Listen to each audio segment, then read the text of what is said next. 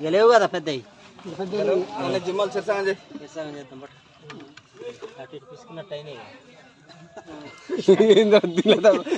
బాగా నాకు దిగుతలేవుగా